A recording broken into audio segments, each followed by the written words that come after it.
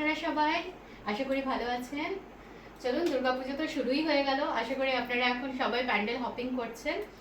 আমি বাড়িতে আজকে একটা নতুন রেসিপি বানাতে চলেছি, তাই আপনাদের সাথে শেয়ার করবো ভাবলাম।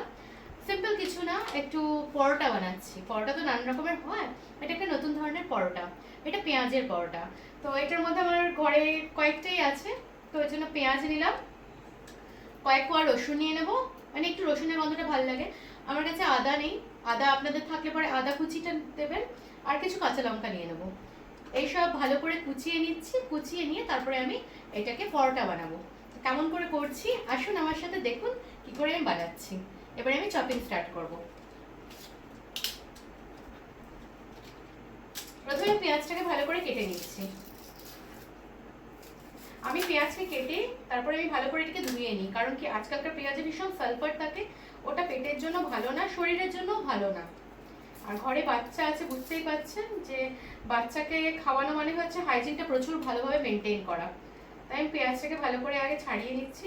আর আমি যখনই পেঁয়াজ ছাড়াই না, একটা করে ওর পুরো মানে কি বলবো, একটা লিভ বা একটা বলতে পারে একটা ভাগ পুরো ভালো করে কেটে নিই। কেটে নিয়ে তারপরে আমি করি। দেখলেন প্রথম পেঁয়াজটা, দেখলেন আমি কি করে কেটে নিলাম। সেম জিনিসটা এখানেও একটা করে আমি ভাগ পেঁয়াজের বাদ দিয়ে দিই, তাহলে কি সালফারটা অনেকটা কমে যায়, চলে যায় সালফারটা। আদারওয়াইজ সালফারটা রয়ে যায়, তখন আর ভালো লাগে না জিনিসটা, আর ওটা শরীরের জন্য ভালো না। চলুন আমি অন্য জিনিসগুলো কেটে নিই, তারপরে আমি করছি। ভালোভাবে ধুয়ে নিচ্ছি এক একটা করে পেঁয়াজ।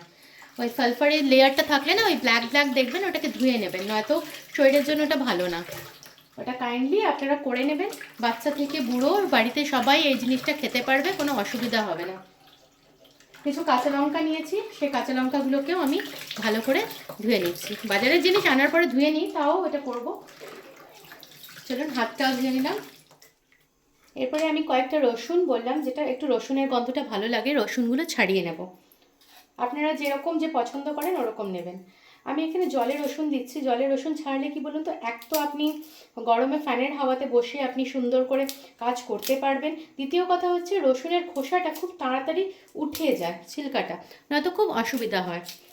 তা আমার যতটা রসুন লাগবে আমি অতটাই রসুন নিয়ে নিচ্ছি। রসুনটা আমার পুরোটাই লাগবে এটার মধ্যে, কারণ রসুনের গন্ধটা খুব ভালো লাগে। আমি পুরো রসুনটাই নিয়ে নিলাম।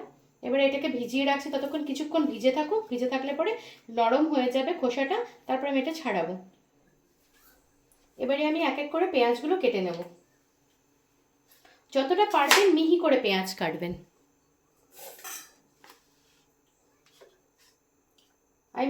আমি চেষ্টা করছি যতটা পারছি মিহি করে পেঁয়াজটা কাটছি, কারণ তাহলে রুটিটা বেলতে বা পরোটাটা বানাতে সুবিধা হবে।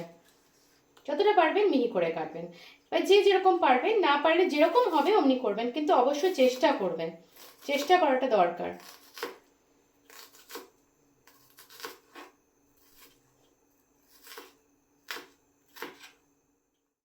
আমি মিহি করে পেঁয়াজগুলো কেটে নিচ্ছি এখন।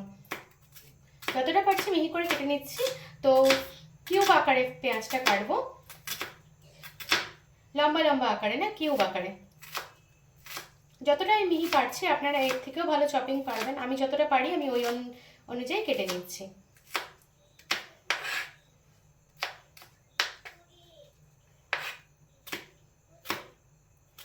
একটু হাত বাঁচিয়ে কাটবেন, কারণ পুজো এসে গেছে, তো সেই কারণে নিজের অবশ্যই খেয়াল রাখবেন। আর শুধু পুজো এসে গেছে বলে না, আমরা মা মেয়েরা কাজ করতে আসলে অনেক এরকম কাটাকুটি ব্যথা লাগে, তো একটু সাবধানে করবেন।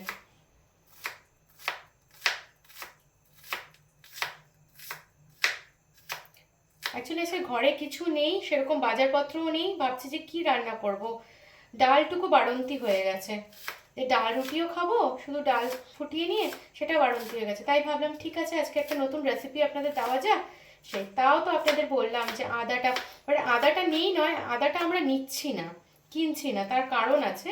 তার একটা বড় কারণ হচ্ছে আদাগুলো না এই বর্ষার, মানে যেহেতু বৃষ্টি হচ্ছে না কন্টিনিউ, সেহেতু আদাগুলো পুরো পচে যাচ্ছে, পুরো পচে গেছে, ফাঙ্গাস লেগে গেছে। রোদে রাখছি, তারপরে আবার যখন নিয়ে আসছি তারপরেও ফাঙ্গাস লেগে যাচ্ছে। তো অমনি করে আদাটার পেছনে মানে টাইম ওয়েস্ট, তো পয়সা মানে ধ্বংস হচ্ছে, তো ভালো লাগে না। এরকম করে জিনিস কিনে এনে, এত এত টাকার জিনিস কিনে এনে খারাপ হবে, কোনো জিনিসকে অপচয় করা উচিত না। দেখুন আমি পেঁয়াজগুলো কেটেছি, যতটা পেরেছি মিহি করে কেটে নিয়েছি। এবারে এটা বাটির মধ্যে উঠিয়ে নেব।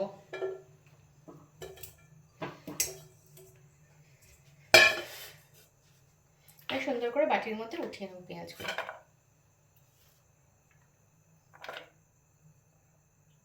এখানে একটুখানি রয়ে গেছে, সেটা আমি আবার চপ করে নেব। এবার রসুনগুলো আমি ছাড়িয়ে নেব এক এক করে। দেখবেন জলে ভেজানো আছে বলে রসুনগুলো কি সুন্দর ছাড়ানো হয়ে যাচ্ছে। এতে আপনার নখেও প্রবলেম হবে না। আমরা যে পুজোর আগে আমরা একটুখানি ম্যানিকিওর করি, তাই জন্য তারপরে নেল আর্ট করি, তো এখানে আপনার অসুবিধা হবে না, কষ্ট হবে না রসুন ছাড়াতে। যদি আপনি ভিজিয়ে রাখেন তাহলে ইজিলি দেখুন রসুনগুলো বেরিয়ে যাচ্ছে, অত কষ্ট করতেই হবে না। একটু চাপ দেবেন। আমার অবশ্য তো কোনো নখ নেই, তো নখ না থাকলেও আমার কিন্তু অসুবিধা হচ্ছে না। আর জানেন এই রসুন ছাড়ানোটা আমি আমার হাজব্যান্ডের কাছ থেকে শিখেছি। আমাকে ওই শিখিয়েছে যে কি করে রসুনকে মানে সুন্দর করে ছাড়াতে হয়, রসুনের খোসাটা সুন্দর করে চলে যায়, নখেও লাগে না, আঙ্গুলেও কোনো অসুবিধা হবে না। আর দ্বিতীয় কথা হচ্ছে ফ্যানের তলায় বসেও তুমি রসুনটা ছাড়াতে পারবে। ওর কাছ থেকে আমি এটা শিখেছি। শেখার তো কোনো বয়স হয় না, আর কোনো মাধ্যম হয় না যে মায়ের কাছ থেকেই শিখবো বা বা অন্য কারোর কাছ থেকে শিখবো না, বা অন্য কেউ বাইরের কেউ শেখাতে পারবে না, তা তো নয়। অনেক কিছু আমরাই সব মেয়েরা জানি, রান্নার ব্যাপার তা নয়। তো অনেকেই জানে, তো সেরকম আমার হাজব্যান্ড অনেক কিছু জানে, আমাকে অনেক কিছু শিখিয়েছে। শুধু এটা বলে নয়, জীবনের অনেক পার্ট আমি আমার হাজব্যান্ডের কাছ থেকে শিখেছি এবং জেনেছি। আর সত্যি কথা বলতে গেলে ওর কাছ থেকে শিখে আমি আপ্লুত এবং ভীষণ খুশি, কারণ ও আমাকে জীবনের পার্টগুলো খুব ভালোভাবে মানে শিখিয়েছে। আর ওইটাই আমার জীবনে ঘটেওছে অমনিভাবে। আমি ওর কথা যখন মেনেছি, দেখেছি জীবনে খুব সুন্দর এগোতে পেরেছি। যখন মানিনি, নিজের বুদ্ধিতে চলেছি, তখন দেখেছি আমি অনেক কষ্ট পেয়েছি, আমি অনেকভাবে লাঞ্ছনা গঞ্চনা সহ্য করতে হয়েছে, প্রবলেম হয়েছে আমার সাথে, আমি বিপদে পড়েছি। সে আমার কর্মক্ষেত্রে বলুন আর পারিবারিক কোনো অসুবিধায় বলুন, সর্বক্ষেত্রে দেখেছি ওর প্রতিটি কথা আমার প্রতিটি কাজের সাথে লেগে যায়। দেখুন আপনাদের সাথে কথা বলতে বলতে আমার রসুন ছাড়ানোটা প্রায় হয়েই গেল। এবার রসুনটাকে ভালো করে চপ করে নেব। এটাকেও মিহি করে, যত চেষ্টা করব যে মিহি করে যাতে চপ হয়ে যায়। এবার এই রসুনগুলোকে ভালো করে চপ করে নেব। আমি একটুখানি বড় রসুনগুলোকে থেতো করে নিচ্ছি ছুরির সাহায্যে, তারপর এটাকে ভালো করে কুচিয়ে নিচ্ছি, মিহি করে কুচিয়ে নিচ্ছি। আপনারা যতটা পারবেন মিহি করে কুচাবেন, তাহলে আপনার আটা বা ময়দা যেটা মাখবেন সেটা মাখতে সুবিধা হবে।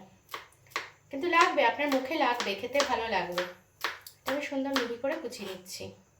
বড়গুলোকে একটু থেতো করে নিচ্ছি, এমনি করে একটু হাতের সাহায্যে আর ছুরি দিয়ে এরকম করে থেতো করে নেবেন। তারপরে এটাকে লম্বা করে কেটে নিলেন, তারপরে এবার সুন্দর করে ঘুরিয়ে নিয়ে কুচিয়ে নেবেন, মানে স্কোয়ার শেপ হয়ে যাচ্ছে। এমনি পরপর প্রত্যেকটা রসুনকে এমনি করে নেবেন।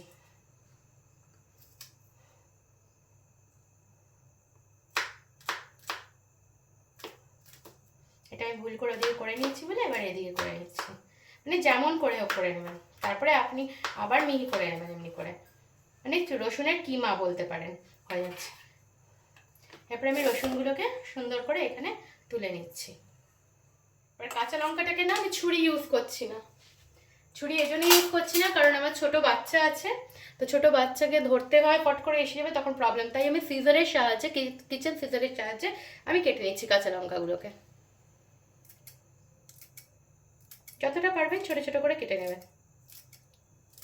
এইটা আমি কার কাছ থেকে শিখেছি এটা আমি বলতে পারি, এটা আমি আমার শাশুড়ি মায়ের কাছ থেকে শিখেছি। উনি কাঁচা লঙ্কা সব সময় কাঁচি দিয়ে কাটতো, ওনার হাত জ্বালা করে বলে এটা আমি তার কাছ থেকে শিখেছি। আমাদের বললাম না, শিক্ষার শেষ নেই, কোনো না কোনোভাবে কারো না কারোর কাছ থেকে জীবনে আমরা শিখতে থাকি। ঝালটা আপনারা পরিমাণ বুঝে আপনাদের নিজেদের বুঝে করবেন। বাচ্চারা খাবেন তো অল্প ঝাল দেবেন, বাচ্চারা খাবে না তো আপনারা নিজেরা কতটা ঝাল খাবেন ওই বুঝে ঝালটা দেবেন।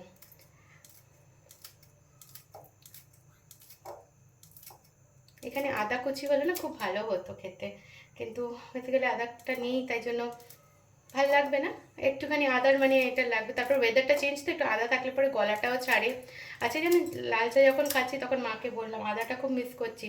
লবঙ্গ দিয়ে এই যে গলাটা আমার একটু ধরেছে, গলা খুসখুস করছে, আদা দেওয়া চাটা খেলে গলাটা ছাড়ে, কিন্তু আদাটা নেই তাই গলাটা ছাড়ছে না, কি করবো এখন, ওষুধই ভরসা।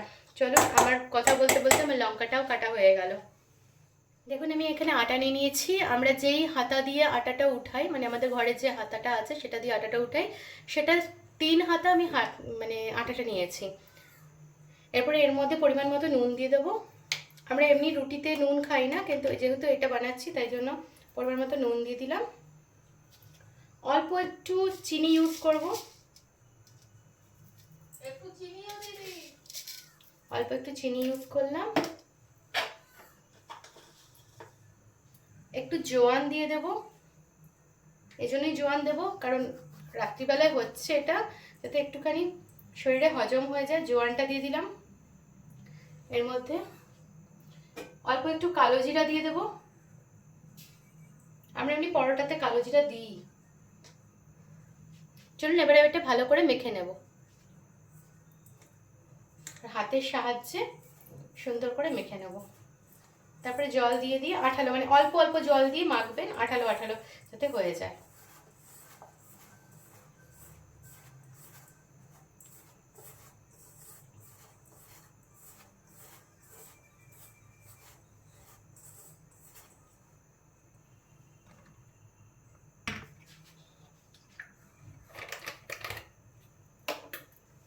অল্প জল দিয়ে আমি এটা মেখে নিচ্ছি। দেখুন জল ছিটিয়ে দিলাম, ছিটিয়ে ছিটিয়ে এটাকে মেখে নিচ্ছি।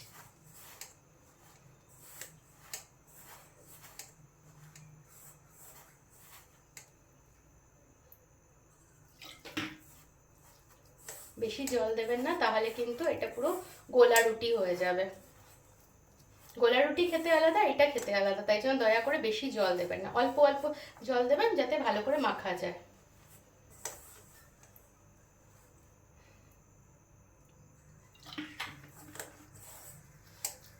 কমেন্টে জানাবেন যে আপনাদের বাড়িতে কে কে এরকম সুন্দর করে এই পেঁয়াজ পরোটা খান, আমাকে জানাবেন। আর কমেন্টে অবশ্যই জানাবেন আপনারা কারা কারা কোথা থেকে দেখছেন। আমি ইচ্ছুক আছি জানার জন্য যে আমার ভিডিও কত দূর অবধি পৌঁছাচ্ছে, কারা কারা দেখছেন, কোথা কোথা থেকে দেখছেন, অবশ্যই জানাবেন। আর এটাও জানাবেন কটা ঠাকুর দেখলেন, কেমন হয়েছে ঠাকুর এবছর। কারণ এবছরে দেখুন পুজো পুজো ভাবটা খুবই কম, কারণ এবছর যা দেশ দুনিয়ায় আমাদের যা হচ্ছে সেসব নিয়ে তো মন মেজাজ কারোরই ভালো নেই।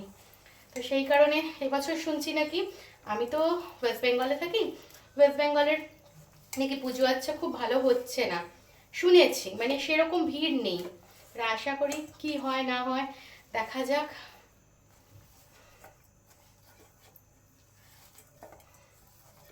আর সত্যি বলতে গেলে সুবিচার দরকার প্রত্যেকটা জিনিসের। আমরা যদি এরকম করে হার মেনে নিই তাহলে হবে না, সুবিচার তো দরকারই আমাদের। কারণ আমরা না তো কোনো জায়গাতেই কোনোভাবে শান্তিতে থাকতে পারবো না, কোনো জায়গায় কোনোভাবে আমরা নিশ্চিন্তে থাকতে পারবো না।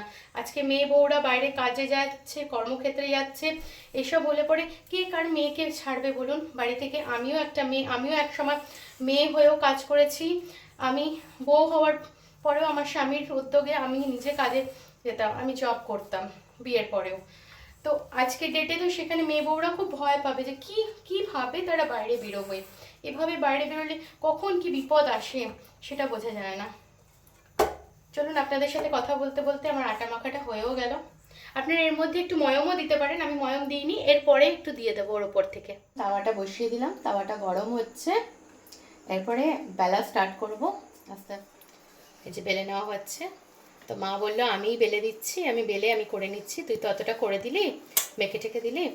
আমি এখানে দাঁড়িয়ে দাঁড়িয়ে মায়ের সাথে গল্পও করছিলাম, মা বললো আমি এটাকে সুন্দর করে বেলে করে নিচ্ছি।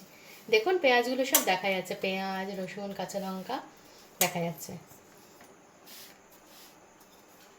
আলতো হাতে এটা সুন্দর করে বেলে নেবেন, আলতো হাতে। এবার না আগে এটাকে ভালো করে না সেঁকে নেবেন, তারপরে ঘি বা তেল ব্রাশ করে এটাকে ভাজবেন। আমি বেসিক্যালি ঘি ইউজ করি, তো আজকে তেল ইউজ করব। খুব সুন্দর আলতো হাতে এটা বেলে নেবে। দেখুন আর যখন খাবেন না খুব ভালো লাগে খেতে, খুবই ভালো লাগে।